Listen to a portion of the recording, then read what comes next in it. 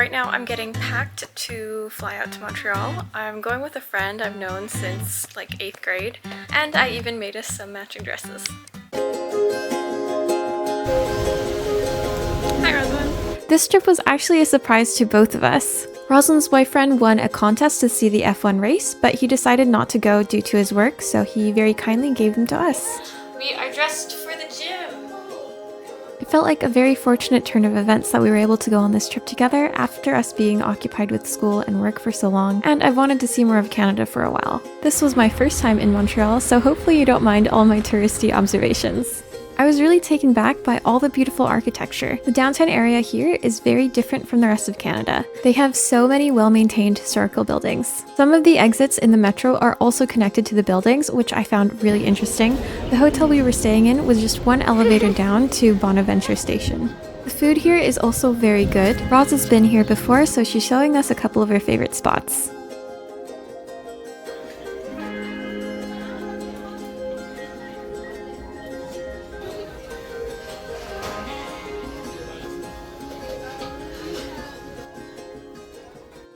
Now heading over to a boutique yarn shop, the grey weather completely turned into a thunderstorm.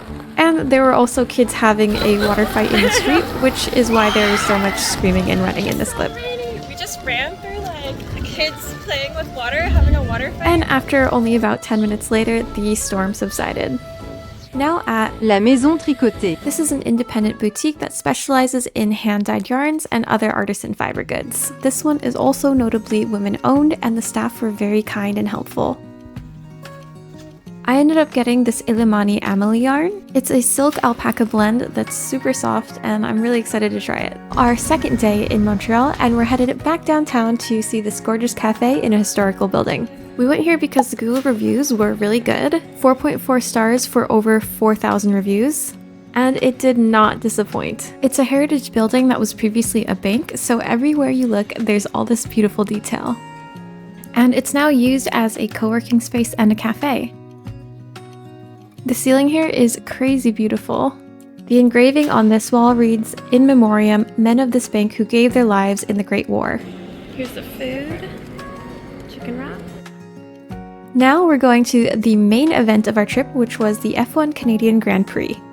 There was a practice round first, so we found our seats and then left to go see all the festivities around the track before the qualifying race. We ended up walking way further than we intended to, but we did get to see all the show cars. Fortunately, we made it back in time to see the qualifying race. For dinner, we're going to what could be the best food spot in Montreal. There's these two food stalls on Fairmount Avenue. We didn't get much footage because it was raining and there wasn't anywhere dry to sit. The Drogheria Fine only serves 3 types of gnocchi. I feel like I would have paid a lot more for this at a restaurant in Vancouver, probably like $25. The ice cream parlor next door, Kem Koba, was a Vietnamese fusion spot, so they had really cool flavors. We got rose and lychee swirl.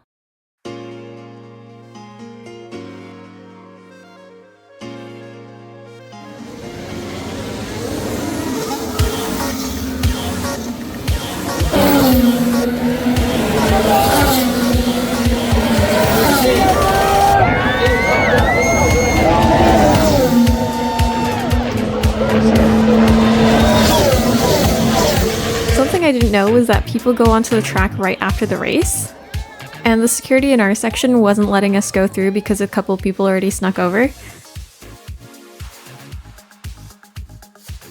So we kind of just dipped out of that because it was getting kind of crazy. To finish the night, we're getting freshened up to go to Old Montreal. And I whipped out the matching dresses I made for us a week before. The pattern I used is the graduation dress by Mai Ardour. I'll link it below.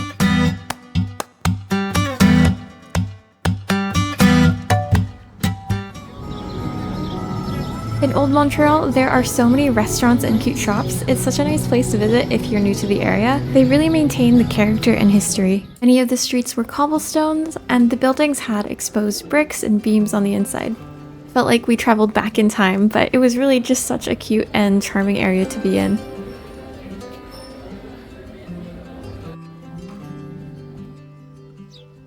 We got a smoothie here.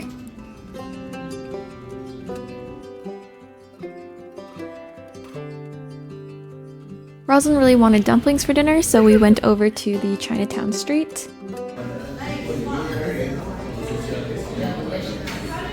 Looks so good. Our last day in Montreal was on a Monday, so unfortunately I wasn't able to go to some of the cute boutique shops I wanted to. These shops closed on Mondays instead of Sundays, but it'll just be another reason to come back. We did make it to DeSerres, which is a chain store. I'm pretty sure that their stock is different though, because everything here seems to be French imported. They're adorable. Oh my gosh, this one though. Yeah. That one's so cute. Yeah, let's see. Yeah, and oh, there's a bigger one too. That one's the cutest.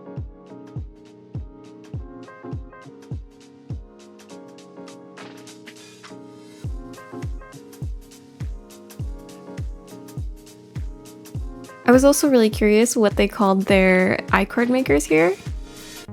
Tricotée 1000.